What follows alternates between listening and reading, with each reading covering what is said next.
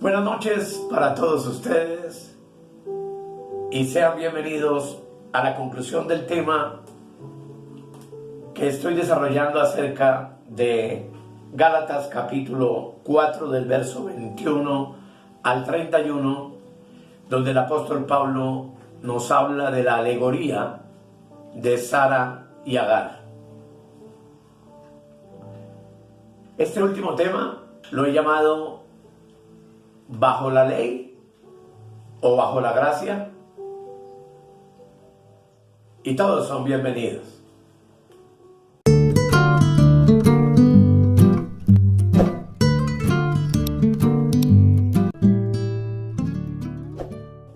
Les invito para que hagamos una oración. Amado Espíritu Santo,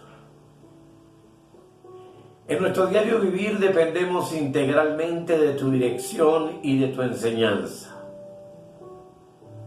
Amado Dios, no hay nada que nosotros podamos hacer aparte de ti. Amado Jesús, tú eres el camino, eres la verdad y la vida, y hoy oramos para que nos ayudes. Y lo que oíste del Padre y le revelas al Espíritu, el Espíritu nos lo revele a nosotros, para concluir este tema maravilloso. En el nombre del Padre, del Hijo y del Espíritu Santo. Amén. Amén y amén. ¿Bajo la ley o bajo la gracia? ¿Qué quiere decir esto realmente? Que existen solo dos formas de poder vivir una vida plena en Cristo, o una vida de afanes, de angustias, de religiosidad aparente.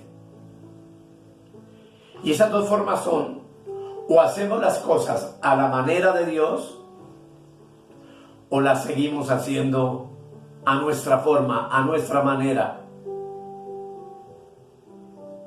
Porque cuando miramos el libro de los Gálatas y la carta del apóstol a esta iglesia, encontramos que ellos tenían un problema, y un problema muy serio y muy grave, y era el de querer añadir el esfuerzo o el mérito humano a la obra de Cristo, para salvación y para santificación. El problema de fondo era entonces buscar los Gálatas la manera de hacer las cosas de forma humana y no a la manera que Dios estipula en su palabra. Y como iglesia yo estoy seguro de que siempre hemos tenido una lucha constante de anteponer nuestra propia voluntad a la voluntad de Dios. Así que entonces, desde este pasaje que hemos mirado en estos días, Dios nos habló de dos mujeres que representan dos montes y dos ciudades. O también representan entonces los dos pactos. Vimos que Agar representa el pacto de la ley y da hijos para esclavitud. Y Sara representa el pacto de la gracia y da hijos para libertad. Ismael, como todos ya sabemos, nació de la carne. Fue concebido por voluntad humana, por el deseo de Abraham, que impaciente quería un hijo, un heredero, pero lamentablemente fuera de la voluntad de Dios. Finalmente, a sus 100 años, pudo concebir de Sara al hijo de la promesa, que es Isaac, nacido del Espíritu, pues sabemos que fue el resultado de un milagro, porque el apóstol Pablo nos dice que el útero de Sara ya estaba muerto y que ella no podía concebir a la edad que tenía. Y sin embargo, de ese útero muerto Dios trajo a la vida al verdadero heredero de la promesa, es decir, a Isaac. La promesa de Dios, amados, entonces únicamente será dada a todos aquellos que terminen rindiéndose completamente a Él y diciéndole: Señor, que sea a tu manera y no a la nuestra. Quisiera entonces invitarles a examinar el primer monte, el monte Sinaí. Ya vimos que Agar era la sierva de Abraham y que representa el monte Sinaí, el lugar donde Dios dio su ley. También vimos que desde ese monte se engendran los hijos de la sierva, es decir, los hijos para esclavitud, de lo cual también ya vimos que el apóstol Pablo asemeja también a Agar con la ciudad de Jerusalén terrenal, que en su tiempo todavía era esclava de la ley de Moisés. Esto representa a los hijos de la carne, a los que buscan hacer las cosas a su manera y no a la manera de Dios. Ellos representan todo el esfuerzo humano para buscar que se cumplan las promesas de Dios en sus vidas. En el monte Sinaí, hermanos, paralelo a la ley, sin embargo, Dios implantó también ordenanzas de sacrificios y derramamiento de sangre para perdón de los pecados. Y por tanto, allí no invalidó el mensaje de la fe, dado 430 años antes a Abraham. El fin de este discurso, amados, es que tú y yo tengamos completamente claro que nunca podremos ser salvos por nuestros propios esfuerzos. Y que obviamente necesitamos la intervención de Dios. Para lograrlo necesitamos creerle a Dios. No tanto creer en Dios, porque muchos creen en Dios. Dice la palabra de Dios que aún los demonios también creen, pero ellos tiemblan. Aquí lo importante es creerle a Dios, quien a través del Evangelio de la Gracia nos revela la obra perfecta del único sacrificio que satisfizo su ira por el pecado. Y cómo a través de ese único sacrificio Dios ofrece perdón absoluto al hombre pecador. Esto me permite decirles que entonces el mensaje divino siempre será: es solo a mi manera. Y esa manera es únicamente por medio de la fe. El mensaje desde el Sinaí, amados, para todo hombre, es que desde ese monte nadie jamás podrá alcanzar a Dios. Que tenemos la necesidad entonces de dejar ese monte e ir a otro lugar. Y ese lugar se llama el Monte Calvario. Este segundo monte, representado por Sara, la esposa libre de Abraham, es el lugar que representa el sitio desde donde se engendran hijos para libertad. Es desde el Calvario, amados, donde Jesús cumplió por nosotros la ley. Esa ley que nos era imposible cumplir a causa de nuestra naturaleza pecaminosa. Y el sacrificio de Jesús fue tan perfecto y suficiente delante del Padre, que por esa razón es que tú y yo hoy disfrutamos de completa libertad. Ya no dependemos de sacrificios diarios. estamos libres por completo del castigo de la ley. Estamos libres por completo, como lo veremos en otro tema, del accionar de demonios y de diablos en nuestra vida. La obra de Dios es perfecta. Y esa obra, y ese resultado de esa obra, no podemos obtenerlo haciendo cosas nosotros y ofreciendo sacrificios nosotros que Dios no acepta. Porque el único sacrificio que Él aceptó fue el de Jesús con su muerte en la cruz. Y es el que nosotros estamos obligados a aceptar y a creer y a descansar en Él. Pues como ya les dije, es un sacrificio completo y perfecto. Y es que los hijos libres también somos hijos del Espíritu. Y somos los que nos hemos decidido a buscar la salvación y la santificación a la manera de Dios. Y eso es solamente a través de Cristo.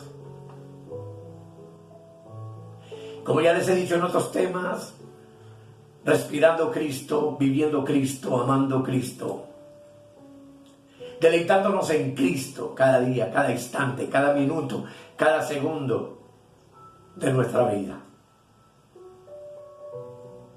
Desde el monte Sinaí hay un mensaje para la humanidad diciéndole Dios al hombre: desde este monte jamás podrás encontrarme.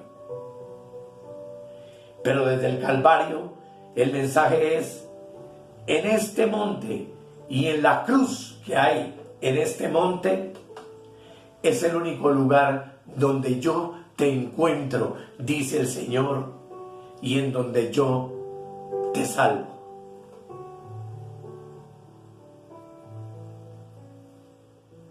Todo esto nos enseña, por supuesto, amados, que el Monte Calvario fue el lugar donde ocurrió la mayor obra de amor de parte de Dios para la humanidad.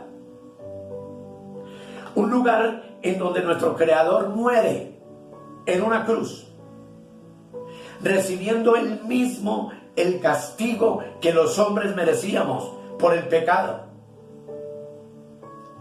con un propósito sublime y maravilloso que fue el de reconciliar al hombre consigo mismo, el de acercar al hombre a sí mismo.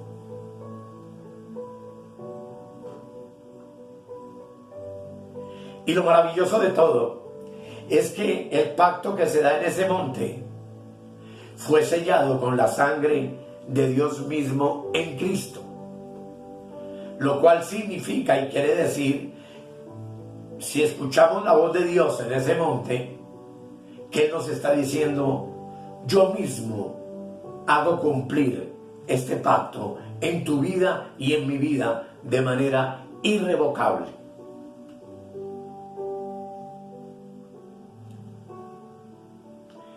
Es una promesa de la cual somos partícipes.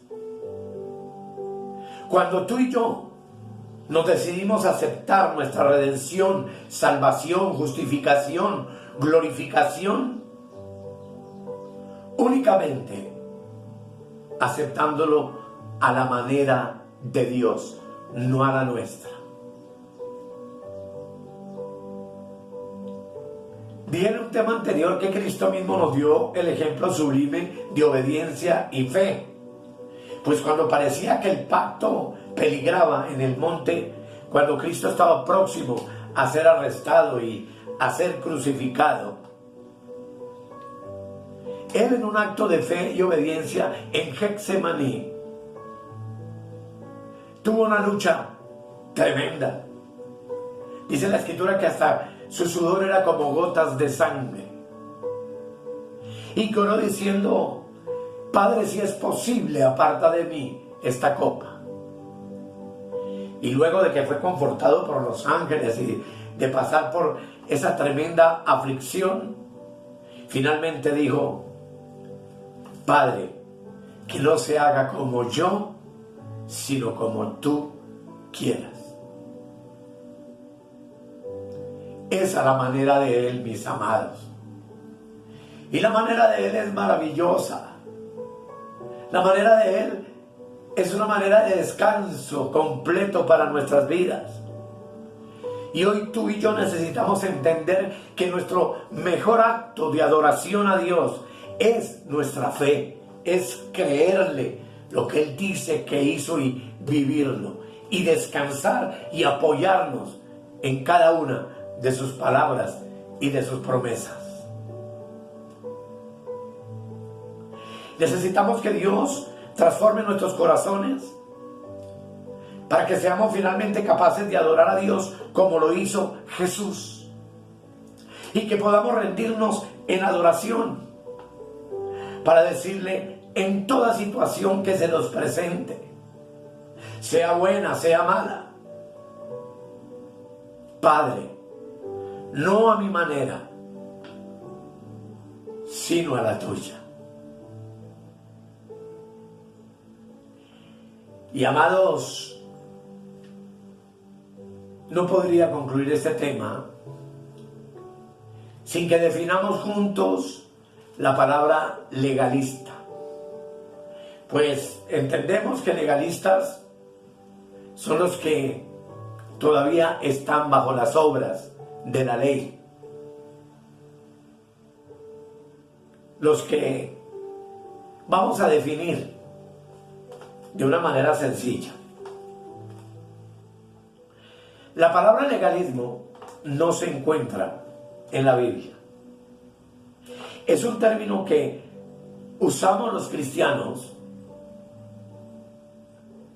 para describir una posición doctrinal en la que el énfasis está en un sistema de reglas, de reglamentos, de cosas que el cristiano tiene que hacer, de obras humanas que necesita el cristiano para alcanzar tanto la salvación como el crecimiento espiritual. Los legalistas creen que es necesaria entonces la adherencia literal a un conjunto de reglas y de sacrificios, lo cual doctrinalmente es una posición esencialmente opuesta a la gracia. Porque cuando somos llamados a obrar y a conseguir cosas, sea por medio de una oración, de un ayuno, de una vigilia, de un sacrificio humano, nos estamos desviando de la gracia. No quiero decir que no sea bueno ayunar o hacer una vigilia u orar congregacionalmente, pero que cuando estas cosas son una imposición y las hacemos por obligación, dejan de ser una obra de gracia para convertirse en una obra legalista, en una manera de querer torcerle el brazo a Dios para que obre a nuestro favor.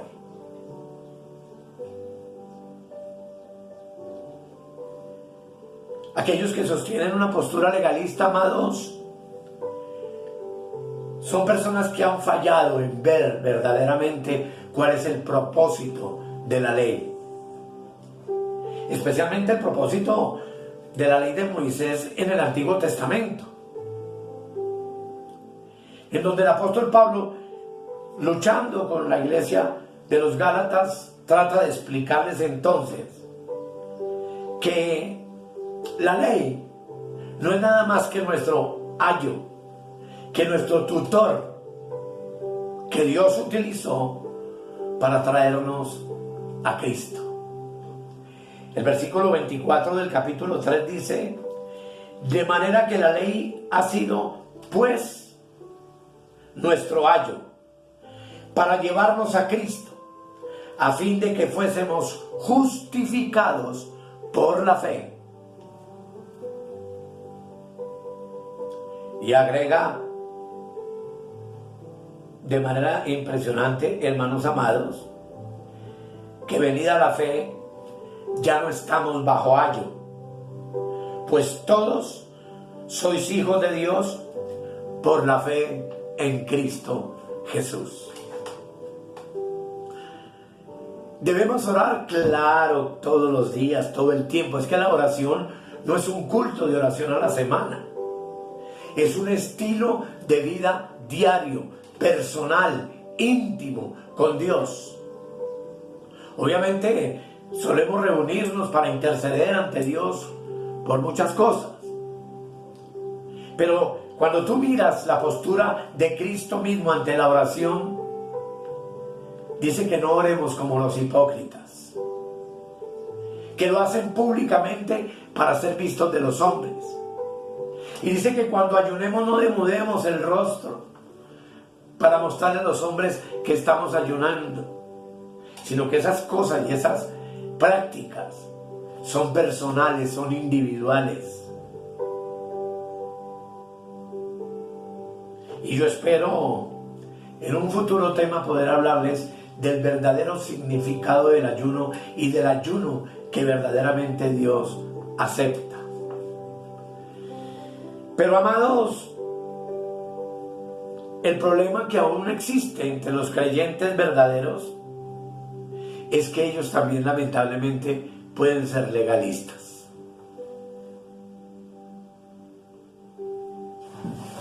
Escuchamos a muchos hermanos que anhelan vivir en santidad y en fe para el Señor, criticando, juzgando, condenando a medio mundo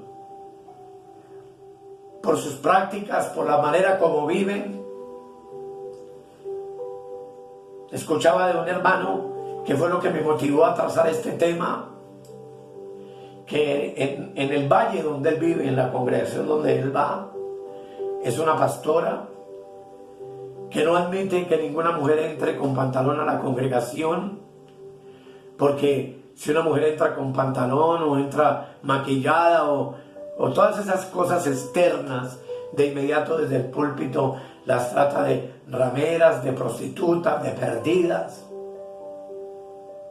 Y yo no sé de qué manera uno, amados, pueda hacer una obra evangelística actuando de esa manera.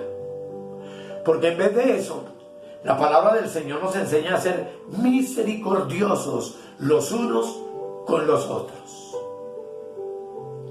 Dice Romanos capítulo 14, el versículo 1, lo siguiente: recibid al débil en la fe, pero no para contender sobre opiniones. Y es que tristemente existen aquellos que se sienten tan seguros de sus doctrinas no importantes que van a excluir de su círculo a todo el que no piense igual que ellos. Y antes de permitirles que expresen otra opinión diferente a lo que ellos creen y dogmatizan y han hecho del culto para Dios, lo rechazan, lo sacan fuera. Y eso es también legalismo. Muchos creyentes legalistas de hoy cometen el error de demandar solidaridad incondicional con sus propias interpretaciones bíblicas y aún el mantenimiento de sus propias tradiciones, lo que aprendieron del concilio donde nacieron de nuevo o de la denominación donde se han venido congregando por años, con principios que establecen reglas férreas para que si el hombre quiere acercarse a Dios, lo haga a la manera de lo que ellos estipulan. Y la mayoría de las cosas que las denominaciones que están en este tipo y en este rango establecen es la ropa, es el vestido, es el maquillaje, es los aretes, es la cadena, es una cantidad de cosas. Porque, por ejemplo, hay aquellos que sienten que para ser espirituales uno simplemente debe evitar el tabaco, las bebidas alcohólicas, los bailes y el cine. Y la verdad, hermanos, créanme que evitar esas cosas no es ninguna garantía de espiritualidad. Una mujer puede tener el pelo largo, la falda larga, la cara lavada completamente y seguir teniendo rencores, odios, celos, contiendas, amarguras en su corazón. Porque es que nada de lo exterior garantiza realmente la espiritualidad de ningún creyente. El apóstol Pablo nos advierte del legalismo de una manera clara y yo quiero invitarle a que lo leas conmigo. En Colosenses. Vamos a leerlo porque es sumamente importante. Colosenses 2, versículo 20 al 23. Me encantaría que lo leyeras conmigo. Dice: pues si habéis muerto con Cristo en cuanto a los rudimentos del mundo, ¿por qué, como si vivieseis en el mundo, os sometéis a preceptos tales como no manejes, ni gustes, ni aun toques, en conformidad a mandamientos y doctrinas de hombres, cosas que todas se destruyen con el uso? Tales cosas tienen a la verdad cierta reputación de sabiduría en culto voluntario, en humildad y en duro trato del cuerpo, pero no tienen valor alguno contra los apetitos de la carne. Esto nos enseña que los legalistas pueden parecer justos y espirituales por fuera. Así eran los fariseos, si usted lo recuerda bien. Largas vestiduras, filactelias y un corazón completamente adverso a Cristo y a su verdad.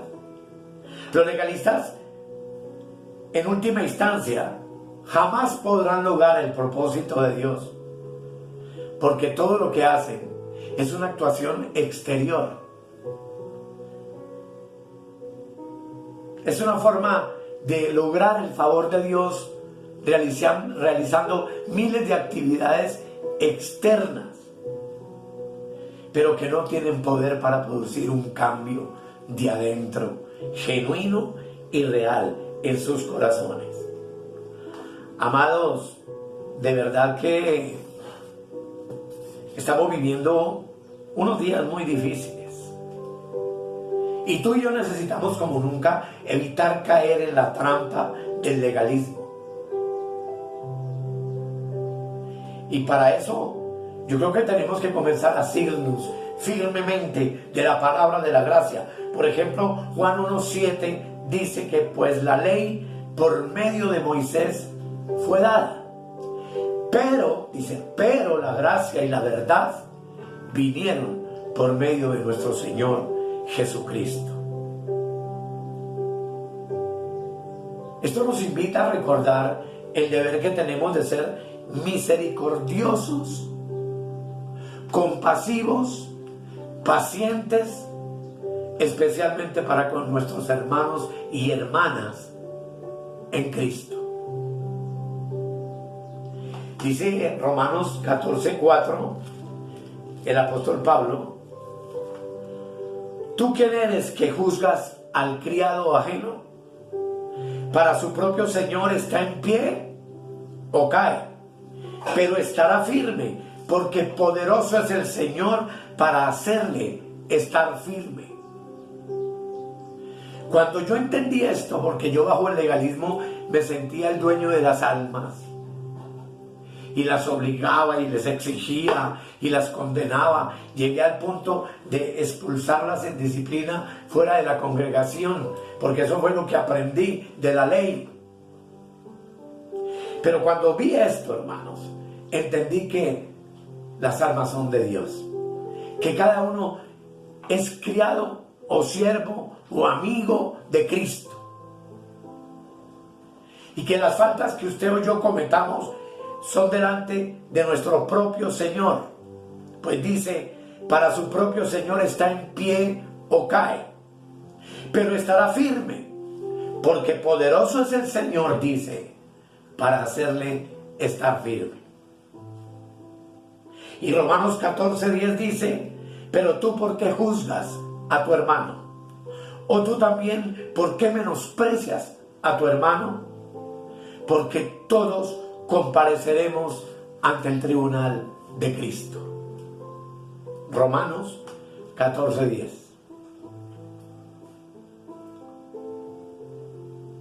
Obviamente, amados, aquí es necesaria una precaución. Porque mientras que necesitamos, por un lado, ser misericordiosos unos con otros y tolerantes, debido quizá a desacuerdos que tengamos en cuanto a algunos planteamientos de interpretación de la palabra del Señor, asuntos que son discutibles, que podemos charlar, que podemos conversar, que podemos llegar a un acuerdo, hay algo que no podemos aceptar y definitivamente es la herejía. Judas 1:3 nos hace una invitación vehemente y nos dice: amados, por la gran solicitud que tenía de escribiros acerca de nuestra común salvación, me ha sido necesario escribiros exhortándoos que contendáis ardientemente por la fe que ha sido dada una vez a los santos. Cuestiones de herejías y cuestiones de interpretaciones verdaderamente distorsionadas de la palabra no las podemos tolerar. Pero si recordamos los lineamientos y aplicamos el amor y la misericordia hacia nuestro hermano y hacia nuestra hermana, jamás caeremos en el legalismo, pero tampoco caeremos jamás en la herejía. Primera de Juan 4:1 nos advierte: amados, no creáis a todo espíritu, sino probad los espíritus si son de Dios, porque muchos falsos profetas han salido por el mundo. Este es el tiempo de apostasía para la iglesia más terrible, en donde la distorsión de las doctrinas es aterradora, mis amados. Son muy pocos los que se dedican a un estudio regular y juicioso de lo que está escrito. Y proliferan, por el contrario, cantidad de sectas y cantidad de organizaciones que han distorsionado por completo el mensaje de la cruz, que han convertido el evangelio no en una bendición para el creyente, sino en una carga, sometiendo al Hijo de Dios a largas guerras espirituales y a conflictos contra demonios invisibles que no tienen absolutamente ningún poder ni sobre tu vida ni sobre la mía. Le han dado un poder exagerado al diablo, y desde el púlpito te hablan del diablo y que el diablo te persigue y que el diablo te acosa, y todo es absolutamente una falacia, una mentira tremenda, hermanos. Que el Señor, amados, nos ayude a entender verdaderamente cuál es el mensaje de la cruz y toda la extensión de lo que significa el evangelio de la gracia y de la obra perfecta. Se llama perfecta y completa porque todo lo que Cristo hizo por ti y por mí en la cruz es eso, es perfecto y es completo.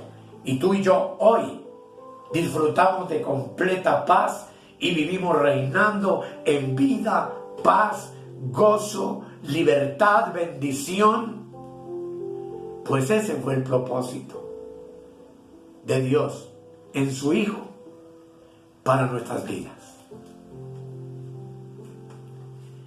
Vamos a darle gracias al Señor. Querido Dios, muchas gracias. Gracias por habernos permitido mirar la analogía de Sara y Agar. Seguramente hay muchas cosas para hablar sobre eso. Pero gracias, porque al buen entendedor pocas palabras le ayudan y le sirven.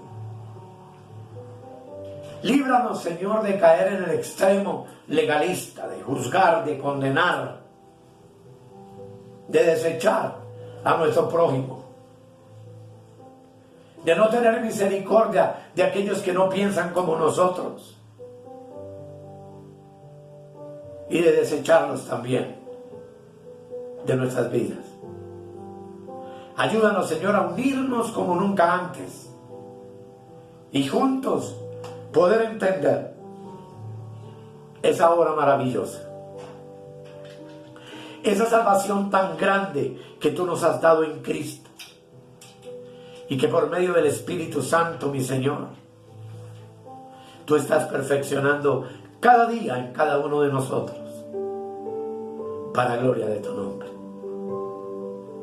Gracias, Señor, en el nombre de Jesús. Amén. Amados, gracias por su atención. El propósito de nuestro ministerio es edificar tu vida con la verdad de la palabra y enseñarte a vivir en libertad de la esclavitud de la ley y de la esclavitud de hombres y de doctrinas de hombres que proliferan por muchas partes, trayendo a tu vida inseguridad de salvación, trayendo a tu vida angustia, deseo de perfeccionar con tus obras lo que Dios ya en Cristo hizo perfecto. Que el Señor continúe bendiciendo tu vida y muchas gracias. Escudriñad las Escrituras, porque a vosotros os parece que en ellas tenéis la vida eterna, y ellas son las que dan testimonio de mí.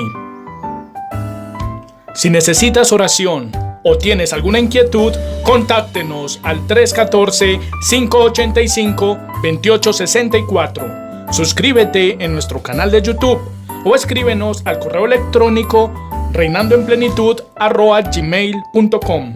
Bendiciones para todos y hasta la próxima.